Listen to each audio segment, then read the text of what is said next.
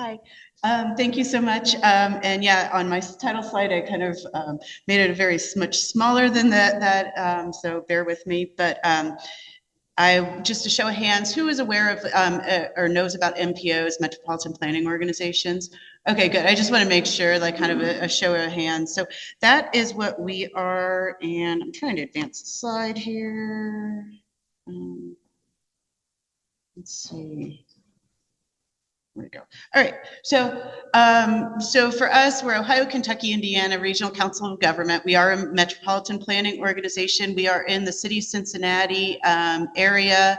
We get the fun of being 3 states, so we get to do everything 3 times. We're in 8 and we're in 8 counties. Our board for our MPO is 118 board members. A big bulk of those are elected officials, and we serve about 2.2 million in population. And so as our role as an MPO, we are responsible for planning for the local transportation projects in the region. That comes from our long-range transportation plan, which we call our Metropolitan Transportation Plan, which is on a planning horizon of 2050. We update our plan every 4 years. And our last update was in June of 2024. So this is a fiscally constrained plan, but we have about $8.5 billion in that 2050 plan. So as a part of this plan, every time we do the update, we also update our environmental consultations. And our environmental consultations are, we do a pretty good job of trying to get all the input that we can from state and local environmental experts to weigh in on where their concerns are with the projects and where their concerns are with the region. And so what we do is we try to get at it at different approaches. So we have workshops, we have survey instruments, we have all kinds of things that we use. And basically, we get as much information as we can. So for our last round, we came up with, there was some some strategies that were determined to be important for us. And what I'm finding here is that the strategies over the past, from 2016, 2020, 2024, seem to be the same strategies that everybody is concerned about. So managing roadway right-of-ways, acquiring expanding right-of-ways, increasing the use of swales, and then again, also use of compact conservation development in developing areas. So we keep coming up with these same strategies every year, and we're doing the same thing, and we're coming up every 4 years and getting the same answers and not really making progress. So I said, well, what could we do different, and how can we address this? So one of the things they did is I thought, well, let's go back and look at the engineers who are putting in the applications that we're prioritizing and scoring, and ask them, why is it that they're not, we have this long range plan, we have this in here as our strategies, why aren't these being incorporated into the projects that you're submitting to us? And so we had a focus group, we brought them together, we talked about what the environmental experts are saying and asked them to kind of go through like what they think is important and feasible, and where where they're finding barriers to that implementation.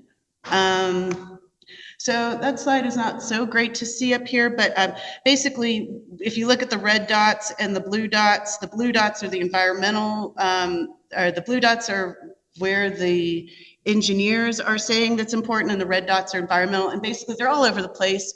And what's considered feasible is very different than, from an engineer's perspective, than what's considered feasible from the environmental perspective. So when I kind of tried to rank these together, I found that the engineers felt like the most feasible and important strategies were using compact conservation, development in developing areas.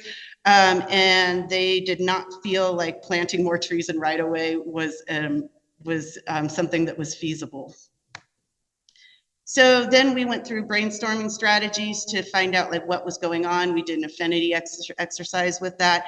And basically what we found was that you know, the barriers that are preventing this from working out with them are understanding the complete investment value. You know, they're not getting the support that they need to put that into their grant applications from their decision makers. Maintenance requirements showed up as like a big barrier that, you know, they're really concerned about once they put this in, who's going to take care of it afterwards. Right-of-way limitations, I heard that time and time again about, well, everybody wants to do something in the right-of-way. They want to put, you know, they want to put a bike path, they want to put this, they want to put that. How are we going to do it all? There's only this much space. And then the strategies being appropriate, you know, can you really plant anything in this type of soil? Can you really do anything with that? You know, is the tree type going to be okay? You know, are there concerns? And then regulation and jurisdictional considerations. And that was a big concern too, was like, you know, yes, we'd like to do that, but we're hearing from the state that we can't. Or yes, we'd like to do that, but we're hearing from somebody else that it's not possible. So trying to work on those. So in summary, you know, we have kind of used this information to revise our prioritization criteria, and we're working on communicating with our board of elected officials and coordination with environmental experts to see how we can overcome those barriers. So that is all I have. Thank you.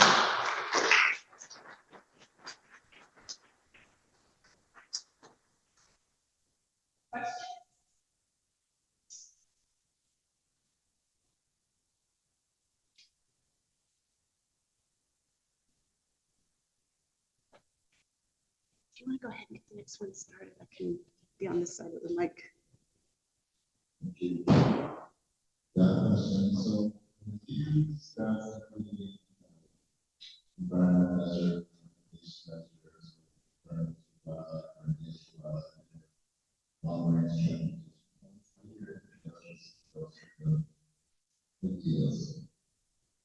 You mean for wildlife corridors for our long-range transportation plan, like how receptive?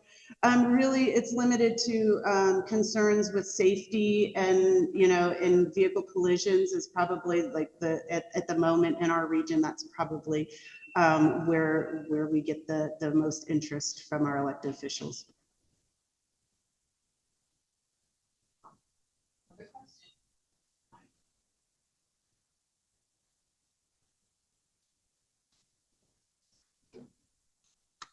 My question for you is, I know in some of the cases, like the money that comes to the MPOs, you know, comes directly there depending on population size, but could you speak at all to, you know, how easy or difficult it is to get your, you know, priorities program into like, your statewide transportation improvement program?